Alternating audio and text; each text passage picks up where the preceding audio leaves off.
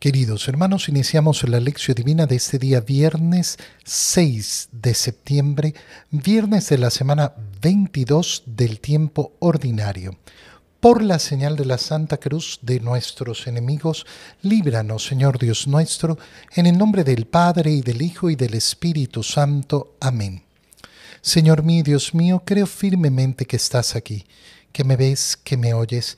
Te adoro con profunda reverencia, te pido perdón de mis pecados y gracia para hacer con fruto este tiempo de lección divina. Madre mía Inmaculada, San José, mi Padre y Señor, Ángel de mi guarda, interceded por mí. Continuamos leyendo hoy la primera carta del apóstol San Pablo a los Corintios, capítulo 4, versículos 1 al 5. Hermanos, procuren que todos nos consideren como servidores de Cristo y administradores de los misterios de Dios. Ahora bien, lo que se busca en un administrador es que sea fiel. Por eso, lo que menos me preocupa es que me juzguen ustedes o un tribunal humano, pues ni siquiera yo me juzgo a mí mismo. Es cierto que mi conciencia no me reprocha nada, pero no por eso he sido declarado inocente. El Señor es quien habrá de juzgarme. Por lo tanto, no juzguen antes de tiempo. Esperen a que venga el Señor. Entonces Él sacará a la luz lo que está oculto en las tinieblas, pondrá al descubierto las intenciones del corazón y dará a cada uno la alabanza que merezca. Palabra de Dios. Es verdaderamente hermoso escuchar en San Pablo este camino liberador que es el camino de Cristo. El camino liberador tanto del juicio hacia mí como el juicio hacia los demás.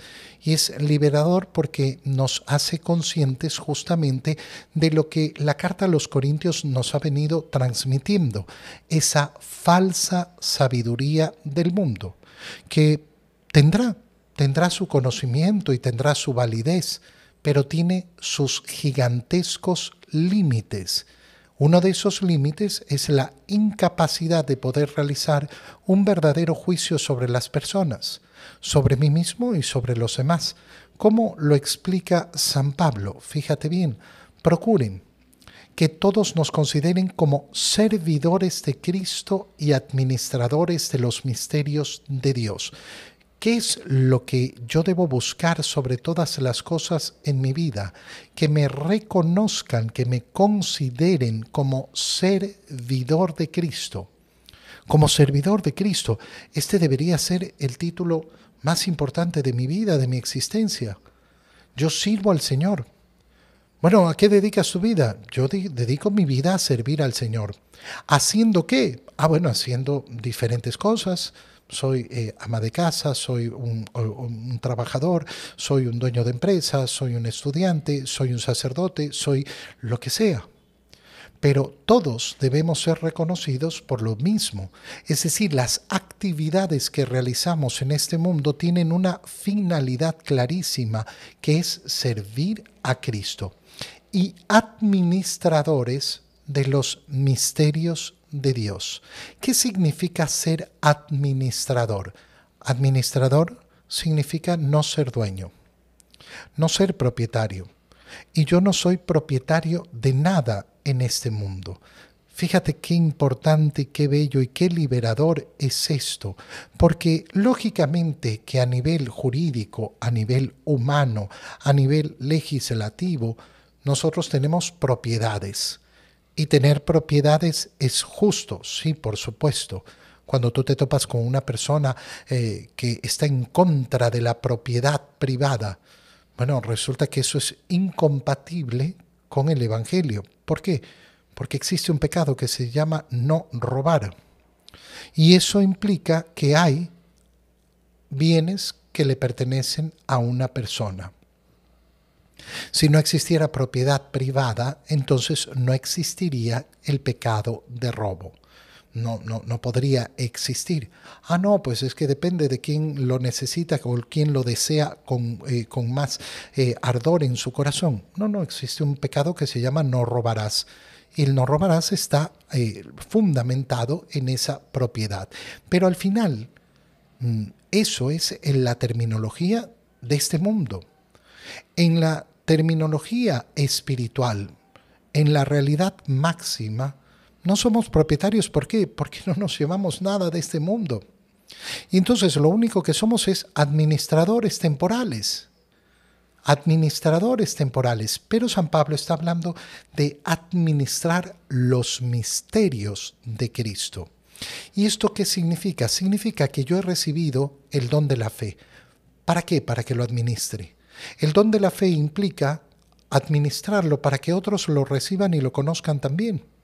Yo no puedo recibir el don de la fe y decir, bueno, es que yo tengo mi fe es personal, es mía propia y yo la vivo en mi escondite debajo de la tierra o escondido.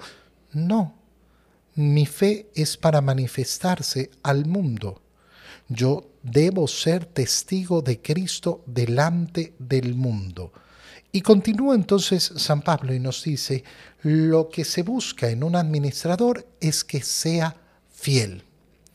Y por eso, lo que menos me preocupa es que me juzguen ustedes o un tribunal humano. Y comienza entonces San Pablo a manifestar esa libertad con la que vive su vida.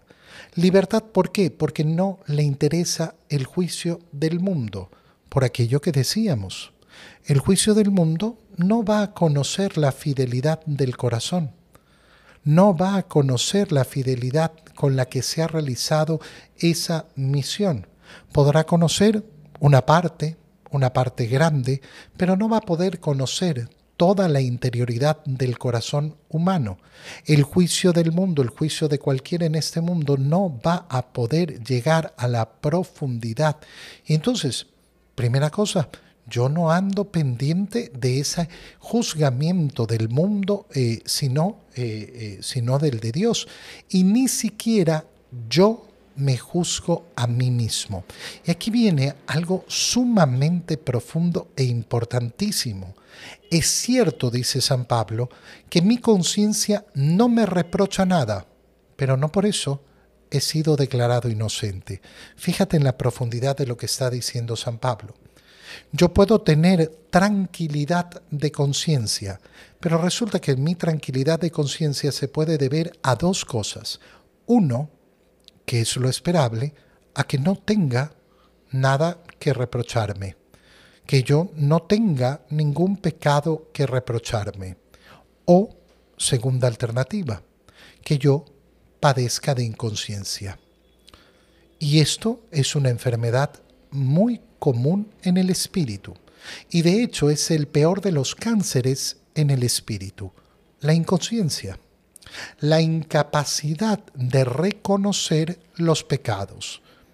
Yo me topo a diario con muchas personas que tienen inconsciencia.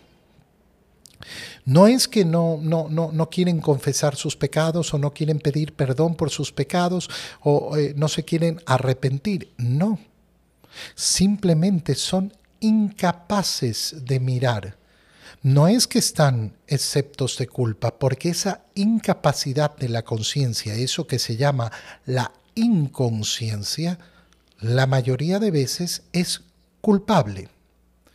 Nosotros en la teología moral hablamos de una ignorancia vencible y una ignorancia vencible. Invencible, yo no tenía capacidad para conocer que esto era pecado. ¿Esto ocurre? Sí, por supuesto, muchas personas son ignorantes en la moral y no podían, y no hubo ningún medio que permitiera, pero la mayoría de veces esa ignorancia es vencible. ¿Qué significa que es vencible? Que yo tenía que poner de mi parte para poder vencer esa ignorancia, pero que aún teniendo los medios para hacerlo, no lo hice. No, es que yo no sabía que esto era pecado, por culpa tuya, porque no pusiste los medios para vencer esa inconsciencia. Y entonces San Pablo, ¿qué es lo que está diciendo? Que yo puedo efectivamente tener mi conciencia tranquila y que nada me llama a preocuparme de algún pecado, pero resulta que eso no está diciendo absolutamente nada. Muchas personas se manejan así. Y te dicen, no, pero a mí yo no tengo ningún reproche, tengo mi conciencia tranquila. Y tú comienzas a hablar con esa persona y dices, pero tú haces esto, sí, y esto, sí, y esto, y esto, y esto. Y esto no te reprocha la conciencia. Ah, es que no había pensado. ¿Por qué no habías pensado? ¿Por qué no había reflexionado? ¿Por qué no había abierto mis oídos a la palabra de Dios? El Señor entonces es el que va a juzgar. El Señor va a juzgar a Pablo y Él espera ese juicio y nos invita a hacer lo mismo con los demás. Por lo tanto, no juzguen ante ese tiempo. Esperen al Señor. ¿Por qué? Porque Él es el único capaz de sacar a la luz lo que está oculto en las tinieblas. Así como el mundo no es capaz de juzgarme a mí porque no me conoce, yo tampoco soy capaz de juzgar a nadie. ¿Por qué? Porque en verdad no conozco la profundidad del corazón. ¿Qué termina siendo esto? Camino de liberación. ¿Por qué de liberación? Porque me libero del juicio del mundo y me libero de la necesidad de juzgar a los demás. En el Evangelio, leemos el Evangelio de San Lucas, capítulo 5, versículos 33 al 39. En aquel tiempo los fariseos y los escribas se le preguntaron a Jesús, ¿por qué los discípulos de Juan ayunan con frecuencia y hacen oración, igual que los discípulos de los fariseos, y los tuyos, en cambio, comen y beben? Jesús les contestó, ¿acaso pueden ustedes obligar a los invitados a una boda a que ayunen mientras el esposo está con ellos? Vendrá un día en que les quiten al esposo y entonces sí ayunarán. Les dijo también una parábola. Nadie rompe un vestido nuevo para remendar uno viejo, porque echa a perder el nuevo y al vestido viejo no le queda el remiendo del nuevo. Nadie echa vino nuevo en odres viejos, porque el vino nuevo revienta los odres, y entonces el vino se tira y los odres se echan a perder. El vino nuevo hay que echarlo en odres nuevos, y así se conservan el vino y los odres, y nadie, acabando de beber un vino añejo, acepta uno nuevo, pues dice, el añejo es mejor. Palabra del Señor. Son varios niveles en los que se mueve el Evangelio que acabamos de leer. El primero y el más importante es darnos cuenta que estamos en el capítulo 5 del Evangelio de San Lucas. Recuerda que hemos empezado hace pocos días a leer el Evangelio de San Lucas desde el capítulo 4, después de que ha acabado todas las escenas de la infancia del Señor, ha iniciado su vida pública. ¿Y esto por qué es importante? Porque este es el primer título que vamos a encontrar con el cual Jesús se describe a sí mismo. La pregunta de quién es Jesús por primera vez se responde a través de su boca, no de lo que dicen los demás, a través de su boca, a través de lo que acabamos de escuchar.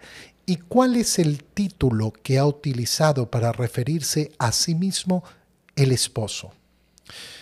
Si estamos atentos a la lectura de la palabra de Dios y estamos atentos a la lección divina que realizamos, bueno, muchas veces nos vamos a topar exactamente con lo mismo, con que la imagen, tanto en el Antiguo Testamento como en el Nuevo Testamento, con la que se representa esa relación a la cual nos invita el Señor a tener con Él, se manifiesta en torno a la imagen de los esposos, de la celebración de la boda, del banquete de bodas. Y fíjate cómo entonces se vuelve tan importante que el primer título que Jesús utiliza para sí mismo sea referirse al esposo.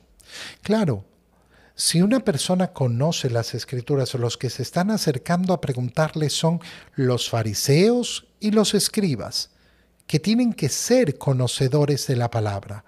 Al escuchar que Jesús se refiere a sí mismo como el esposo, inmediatamente tienen que ir a todas las profecías en las cuales el Señor ha anunciado efectivamente esa celebración de bodas, esa relación entre Israel como la esposa y el Señor que es el esposo. Y aquí no está utilizando la expresión esposo en cuanto a Israel, sino a él en persona.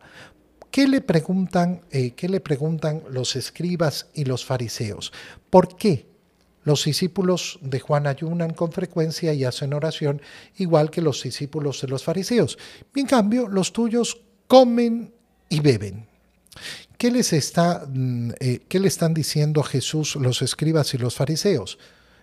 Tus discípulos son unos grandes pecadores que no tienen una vida ascética, que no tienen una vida de sacrificio, una vida de penitencia a través del ayuno, a través de la oración, lo cual es una gran mentira.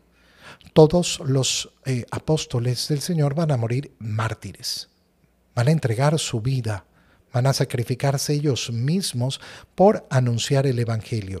Y eso lo van a poder hacer justamente porque han llevado una vida de sacrificio, una vida entregada al Señor. Entonces, obviamente el juicio que están haciendo, vemos cómo se une con la primera lectura, el juicio que están haciendo los escribas y los fariseos va a resultar completamente falso. ¿Y por qué? Porque están juzgando sin conocer. ¿El Señor acaso está hablando en contra del ayuno, en contra de la oración? No, todo el contrario. Todo el contrario, sabemos perfectamente cómo el Señor establece esa vida de ayuno, esa vida de oración, esa vida de caridad que tenemos que llevar para seguir el camino de Cristo. El ayuno va a ser una de las prácticas más importantes. Hoy en día hay un gran descubrimiento en el ayuno como beneficio corporal, como beneficio para la salud física. Qué bueno que se haya descubierto, pero el ayuno siempre ha sido de un gran beneficio para la salud espiritual. Lo que es bueno para la salud espiritual siempre va a ser también bueno para la salud física y efectivamente va a ir en forma compatible. ¿Cómo les responde Jesús a esta pregunta? ¿Acaso pueden obligar a los invitados a una boda a que ayunen? Están en la fiesta. ¿Cuál es la fiesta? La fiesta es porque el esposo está aquí con ellos. El esposo está con ellos. ¿Cómo les van a pedir fuera de su momento? Con esto el Señor está indicando, mira, lo que pasa es que hay momentos para el ayuno, hay momentos para la penitencia y hay otros momentos que no. No significa que nos olvidemos del ayuno y la penitencia, y lo dice con claridad. Vendrá un día en que ya les quitarán al esposo y entonces sí ayunarán. Les está diciendo por qué están juzgando antes de hora. No están contemplándolo todo, están contemplando un pedacito y quieren hacer un juicio. Y entonces continúa y les dice la parábola sobre el vestido nuevo para remendar un vestido viejo y los odres viejos y los odres nuevos, con un principio muy básico. Claro, una tela nueva se encoge. Si yo pongo una tela nueva sobre tela vieja, entonces la tela nueva se va a encoger y va a jalar la tela vieja que ya no se encoge. ¿Qué va a producirse? Un rompimiento mucho más grande. Los odres, lo mismo. El odre viejo no soporta el proceso de fermentación del vino. El vino, cuando recién se ha colocado ese vino nuevo, tiene que fermentarse. Si el odre, es decir, ese recipiente, esa vasija donde se coloca el vino, es viejo, ya no tiene la misma resistencia y se va a romper. ¿Qué está diciendo el Señor con esto? Bueno, que hay que saber colocar cada cosa en su lugar. Hay que saber colocar cada cosa en su lugar. Si yo no sé distinguir las cosas, si yo no sé colocar las cosas en su respectivo lugar, entonces voy a hacer juicios errados. Fíjate bien, eh, es bueno, tener contenidos en las redes sociales. Y estarán aquellos que dicen, "Ah, no, no, las redes sociales son el demonio". Bueno, aquí estamos tú y yo haciendo esta oración a través de una red social. ¿Significa que todo lo que hay en las redes sociales es bueno? No, no. Y cada cosa tendrá su lugar. Cada cosa tendrá su momento, cada cosa tendrá su forma. Y yo tengo que saber distinguir bien. Cuando quiero hacer juicios generalizados, sin ver las cosas en su respectivo lugar, en su respectivo momento, me voy a equivocar seguramente. Te doy gracias, Dios mío, por los buenos propósitos, afectos e inspiraciones que me has comunicado en este tiempo de lección divina. Te pido ayuda para ponerlos por obra. Madre mía Inmaculada, San José, mi Padre y Señor, Ángel de mi guarda, interceded por mí. María, Madre de la Iglesia, ruega por nosotros.